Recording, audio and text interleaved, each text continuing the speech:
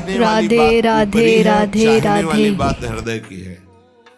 संसार शरीरों में भोगने से सुख मिलता है, अंदर बैठा है, और ऊपर से हम कहते हैं कि हम नहीं चाहते थे पर ऐसा हो गया। नहीं, अगर ये बात अंदर बैठ जाए कि हमें नहीं चाहिए ये झूठे सुख, तो फिर कोई परास्त नहीं कर सकता।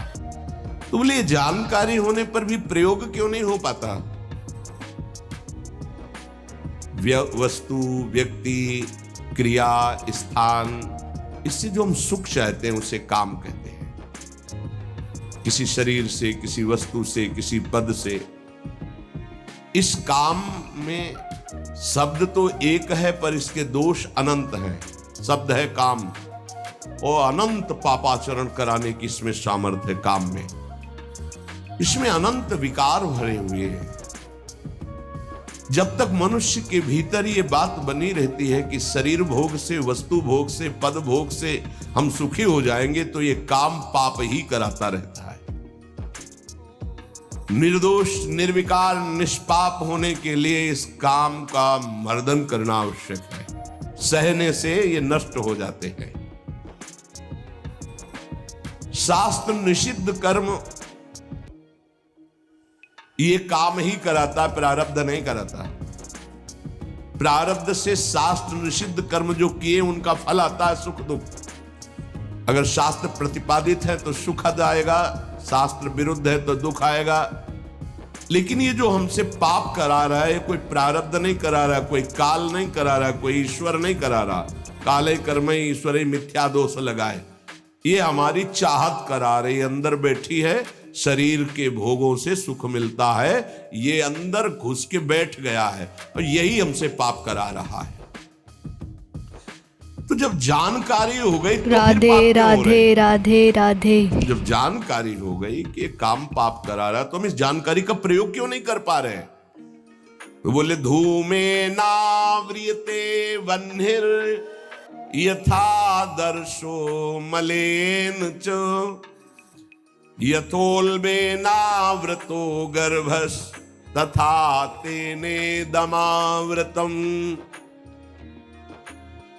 ये ज्ञान ढक गया है हमारा, जो ढका हुआ ज्ञान, ये प्रकाशित, ये काम में नहीं आएगा। जैसे है, 3 उदाहरण दिए। भगवान कह रहे धुएं से अग्नि ढक गई, मैल से दर्पण ढक गया, और झिल्ली से गर्भ ढक गया। अब झिल्ली के अंदर बच्चा है कि बच्ची पता नहीं चलेगा। दर्पण है, हम काले हैं कि गोरे हैं पता नहीं चलेगा, क्योंकि मैल से धुआं होने के कारण पता नहीं चलेगा कि अग्नि है। पर बहुत जल्दी उसमें अग्नि प्रकाशित की जा सकती, फूंक मारो अग्नि पैदा हो जाएगी। भगवान ने 3 उदाहरण दिए। उपासक में ये 3 तरह से ज्ञान ढक जाता है, तब काम अपना प्रभाव दिखाता है। 3 इसकी स्थितियां हैं। जैसे धुएं से अग्नि ढकी रहती है, ऐसे ही काम विवेक को, ज्ञान को ढक देता है। बुद्धि में निर्णय निकल रहा है कि ये तो गलत है, नहीं करना चाहिए। सात्विक, राजसिक, तामसिक, ये बुद्धि की 3 प्रवृत्तियां हैं, 3 गुणों के अनुसार। कर्तव्य अकर्तव्य का ठीक ठीक राधे राधे राधे राधे। राजसिक बुद्धि ठीक निर्णय नहीं कर पाती, असमर्थ होती है कर्तव्य का, और तामसिक उल्टा ही निर्णय करती है। ठीक निर्णय करने की सामर्थ्य सात्विक बुद्धि में है। अब जीव ही भोग इच्छा प्रकट हुई, धुआं पैदा हो गया। भोगों की ना भोगों, पाप तो नहीं बन जाएगा। धुआं है, इसका मतलब अग्नि है, ज्ञान है उसके अंदर। अब अगर उस समय उसको सत्संग मिल जाए, कोई संत की बात चलने लगे, उसका चिंतन वो रोक पावे, तो मानो फूंक मारना है। जैसे धुआं उठ रहा है, 1 2 3 फूंक मारो, आग लग गई, प्रज्वलित हो गया, बच गया। ये पहला बहुत सरल है, बच जाना काम से। धुआं हो जाने पर दिखाई नहीं देता क्या है, क्या ठीक है क्या नहीं ठीक है,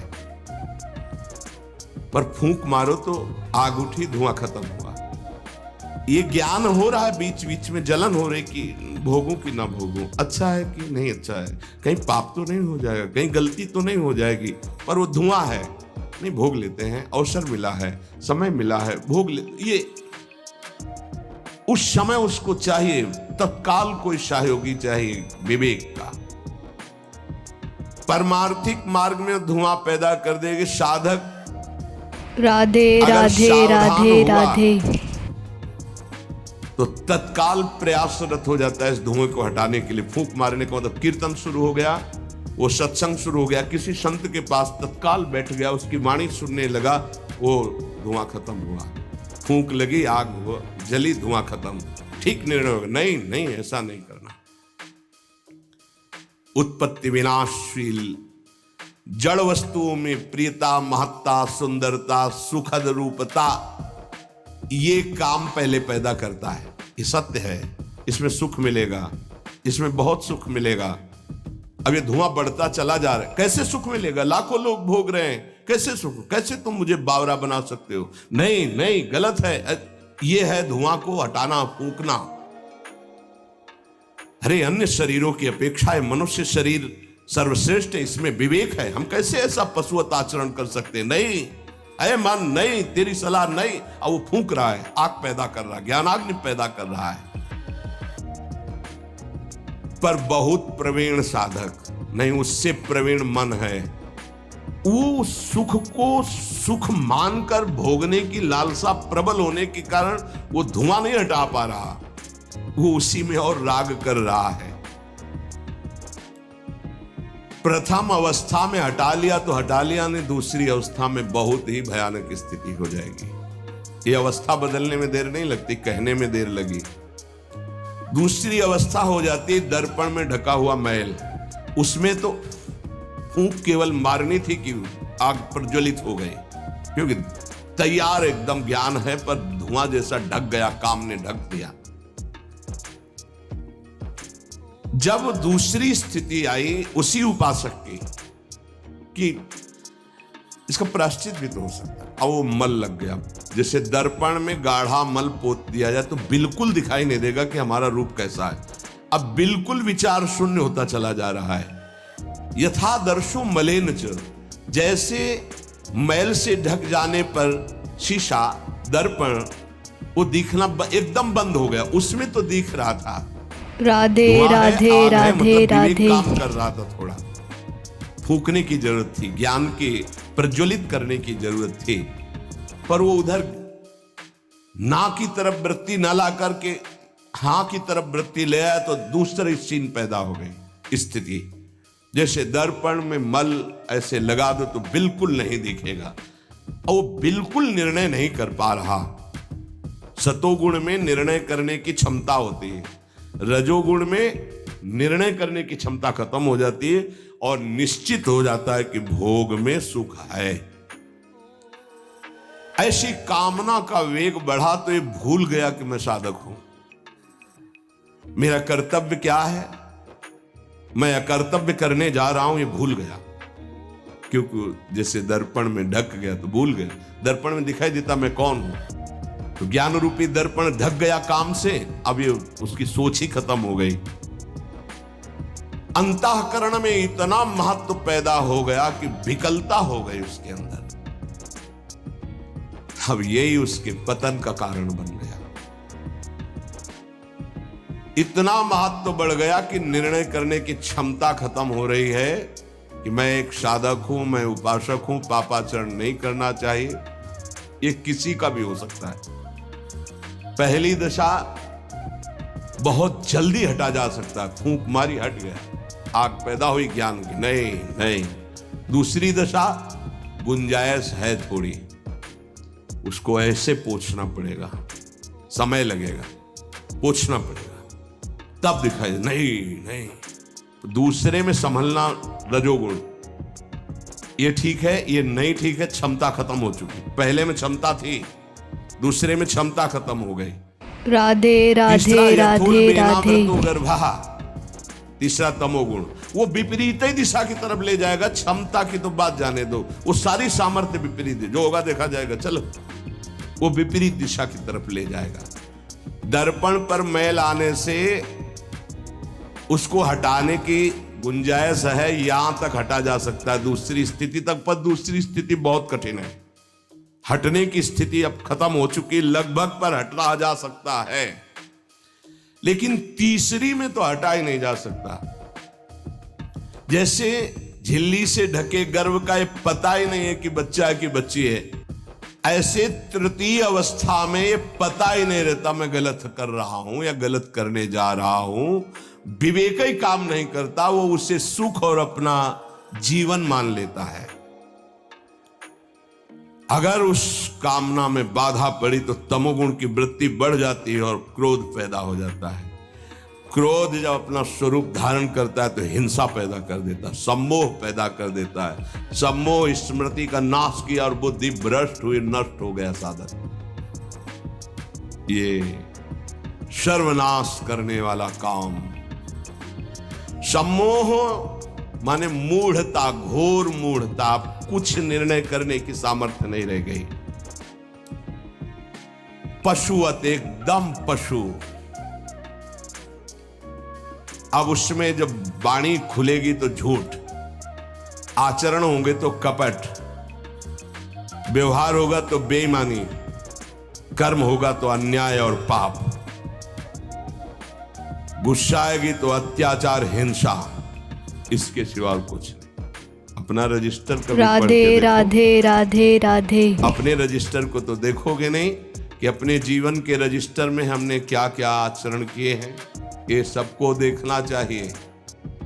ये बात समझने की है, थोड़ा कड़वाहट जरूर है कि हम सब तत्काल भगवान को दोष देने लगते हैं, लेकिन भगवान चीख चीख के वर्णन कर रहे हैं, ऐसा मत करो इसका परिणाम ये है, ऐसा करो इसका परिणाम ये है।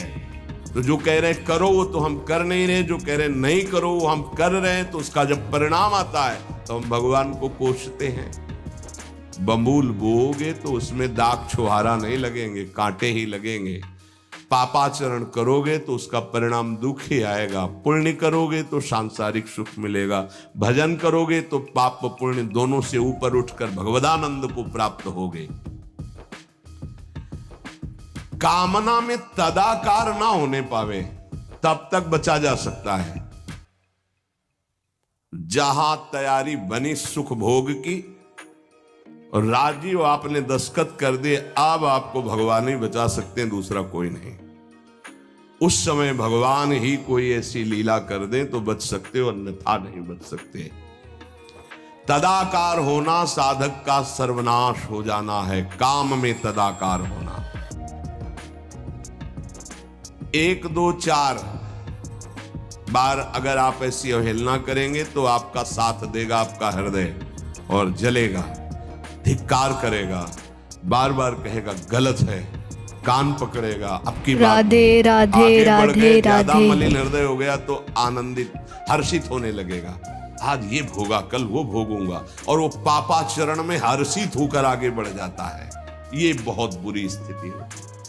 जब तक साधक का हृदय धिक्कार देता है तब तक तो निकलने के चांस रहते हैं कि गलती को गलती मानता है और बार बार कहता है अब नहीं करूंगा। वो विवश होकर गलती हो रही पर वो कह रहा नहीं करो, ये निकल जाएगा, आज नहीं तो कल निकल जाएगा। लेकिन जो राजी हो गया है, जिसने इस महान पाप को, अवगुण को गुण मान लिया है, निकलने की संभावना नहीं, क्योंकि तदाकार होकर उसी में लग गया। तथा तेने दमावृतम, कामना और इसकी ये 3 अवस्थाएं हृदय में आती हैं। जो साधक ये जानता है, सुनकर के ये मानता है कि कामना में, भोगों में सुख नहीं है, भगवान कह रहे, संत कह रहे, शास्त्र कह रहे हैं, कामना का त्याग करने से ही शांति और सुख मिलेगा। त्यागात् शान्तिरन्तरम्। कामना आते ही फूंक मार दो तो धुआं नहीं बढ़ पाएगा और दूसरी दशा नहीं आ पाएगी, दूसरी स्थिति काम पैदा नहीं कर पाएगा, वो दर्पण में मैल। तीसरी में तो सवाल ही नहीं उठता कि बच जाओ। परमार्थ का रुचि रखने वाला साधक कामना को पहचानना सीखे और जहां काम अंदर आवे तत्काल उसको नष्ट करना सीखे। नष्ट करने का उपाय है नाम कीर्तन, भगवत गुणगानवाद, सत्संग, श्रवण। किसी संत के समीप तत्काल बैठ जाओ, किसी साधक के समीप, और चर्चा करने लगो, काम की नहीं, भगवत चर्चा। ये भी बताने की जरूरत नहीं कि मेरी स्थिति गड़बड़ है, थोड़ा मुझे कुछ नहीं, उसकी चर्चा नहीं। अगर ऐसा बोले तो उसकी राधे सत्ता राधे ग्रहण होगी। राधे राधे। शांत।